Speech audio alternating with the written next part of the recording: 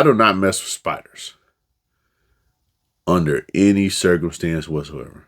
How's it going, everybody? Welcome back to my channel. Episode 3 is kind of short, straight to the point. I feel like this episode didn't provide too much, I guess you would say, excitement, but it just more so delved more into the lore as we peel back the layers of Sauron's plan and each, key component for the series so far. We have the betrayal of Queen Miriel, which I don't agree with, by the way. Pharazôn knew exactly what he was doing by placing himself in front of the eagle, making it appear that the eagle was choosing him, when all along the eagle was clearly letting them know that Miriel is the one, but she's blind. But then right before that, you have Isildur's sister, as she exposes that the queen was using the elven artifact to help her foresee different future possibilities. This whole episode was kind of like more so just setting in stone, like just the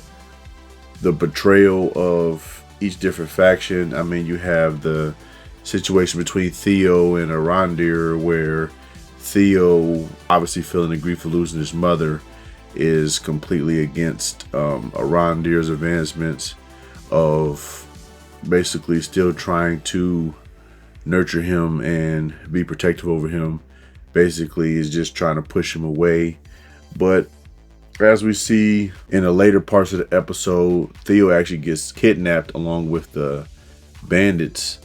And I would say that Bronwyn's death between seasons is kind of like, I don't know what was up with that. I don't know if there was like a scheduling conflict why she couldn't come back and portray the role. Was that just like an executive decision that she was going to die between seasons anyway off screen? But I would have liked to see that, and leading up into her pretty much being burned and things like that. See how cold her son is when he goes and do it. I guess he maybe have cried, saying off screen again. These are very like critical moments, I feel, within the episode that could have elevated it a little bit more. We could have felt more for the characters, but I don't know if it was time cuts. I don't know exactly what the reasons was, but overall I feel like the episode was a solid episode. Theo is coming from a standpoint of I guess he feels like Arondir is trying to take over the role as his father. Obviously he's misjudging what Arondir is trying to do, but we do see that he does build some type of good rapport between him and Isildur, and I'm assuming that that's going to be more so like a good like friendship or brotherhood for the remainder of the season. And I think that is obviously good for him because he does need a older male role model in his life. He doesn't have either parent, and he clearly is not trying to allow for Arondir's advancements to actually get somewhere. So picking somebody is better than picking nobody. I did enjoy the horse. I think his name is Beric. Seeing a little seed of him leaving Isildur's father, and then he's going to go travel for Isildur, and then he finds Isildur within this cave, and within this cave is a whole bunch of spider webs. So obviously it's going to be an arachnid in there, and then this big ass spider comes out of nowhere. I ain't gonna lie to y'all, I do not mess with spiders under any circumstance whatsoever. Like, no games whatsoever. And that whole scene for me just like creeped me the hell out. Y'all can feel how y'all feel, but man, I really do not vibe with spiders whatsoever. Spiders do not capture my attention. I don't think they cool. I don't even like seeing the little motherfuckers around here. It's just and so I could only imagine a real life scenario if I was ever I don't even think I would hope I would fight back. But boy, freezing up is real. Don't freeze when you see him. Right before that, the horse killed the orc. I didn't know exactly where they were going with it, of course, but sure enough, somehow, some way he found Isildur, and I guess that just was their way to kind of like bring him back into the story. A lot of the times we try to have this stuff be more realistic, but this is all made up so it can be as realistic as possible. And I mean, I'm guessing that's realistic. I'm not into horses like that, but I'd imagine, especially with all the different smells and all the different, it would be quite difficult to just stumble upon Isildur like that, but it is what it is. As Beric and Isildur move along, they bump into this woman, and her name is Estrid.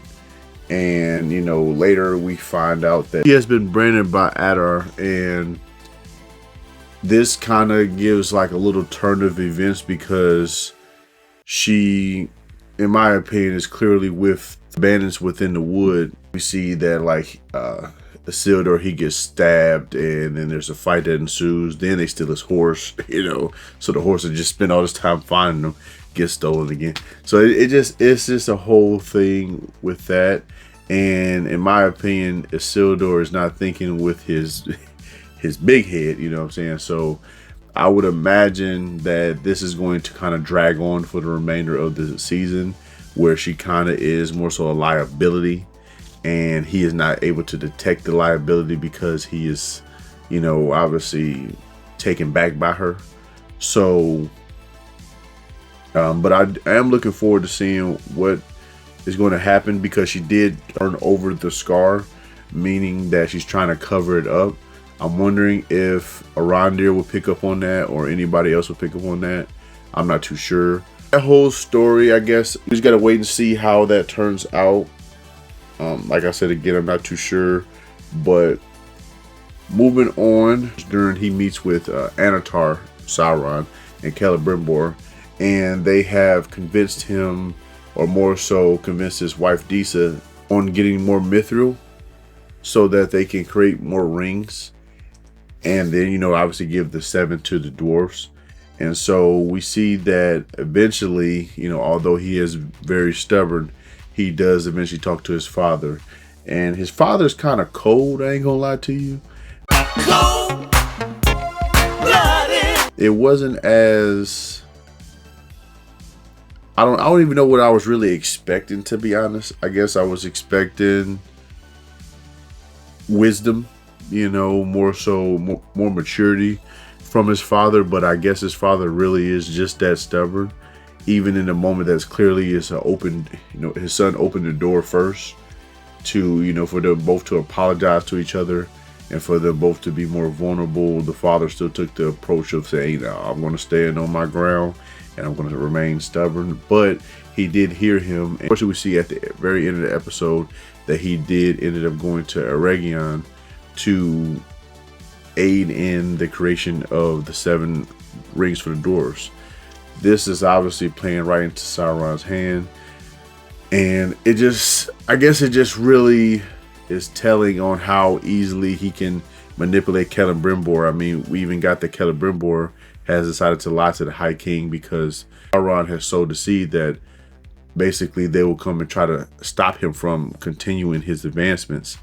And I just can't believe that he really is just this gullible. And I get it, I guess, because he wants to be a part of history. But unfortunately for him, he's going to be on the wrong side of history, given the fact that we know that, a good amount of the lore. Obviously, I'm not big, huge Lord of the Rings fans like some other people. So people be able to recite the books and everything like that way better than me. But we know enough that Sauron did eventually reign supreme for a while. And so, thanks to these rings. So basically, Celebrimbor is going to be a part of history, but it's just going to be on the wrong side of history. Going back to the whole situation with Miriel and Pharazôn, it was kind of telling that he, one, recommended her to wear the red, which she chose to wear the white because of her father.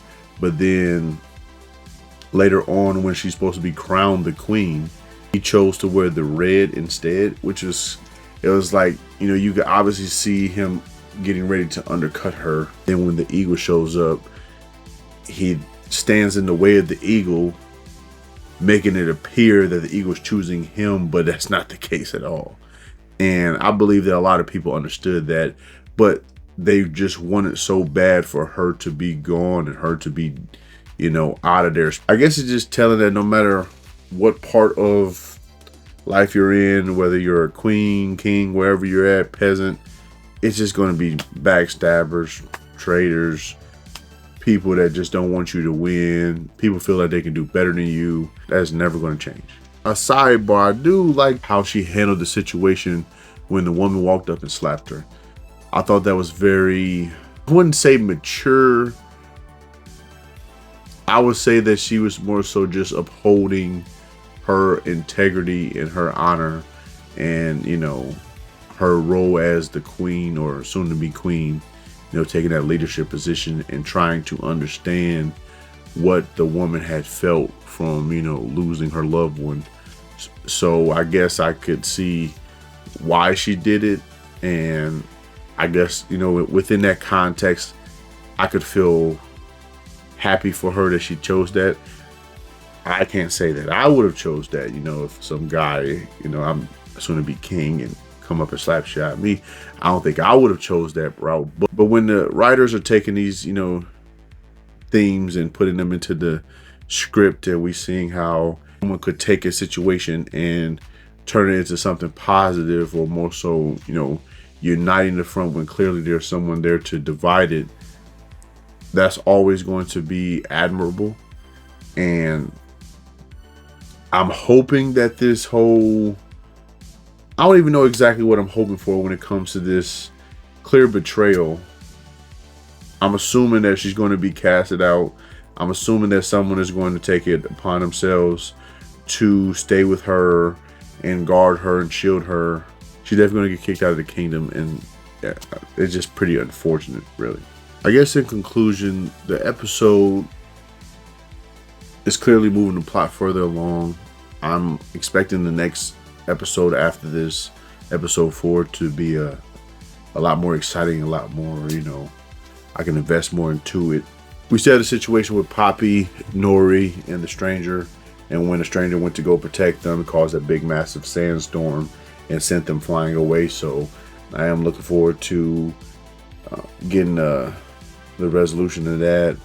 Overall, again, I give it a 7.5, but let me know what you think in the comment section below. Like, comment, subscribe, and thank you.